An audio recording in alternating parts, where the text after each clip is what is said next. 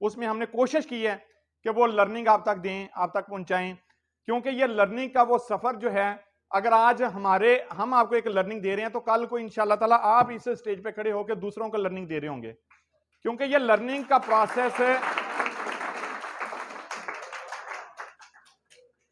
कहते हैं कि मां की गोद से लेकर कब्र की लहर तक लर्निंग का प्रोसेस है। बाज दोस्त ऐसे होते हैं, एक दफा फेल हो गए, वो कहते बस हुन फेल हो गया, हुन छड्डो की करना, पढ़ के अगे कसमान को जेडे 2 साल पढ़ने पढ़ लो, कोई बिजनेस कर लो, ठीक है। लेकिन नहीं, ऐसा नहीं होना चाहिए दोस्तों। ये आप यकीन कर लें, अगर आपने, अल्लाह पाक ने हर इंसान के अंदर वो सलाहियत पैदा की है,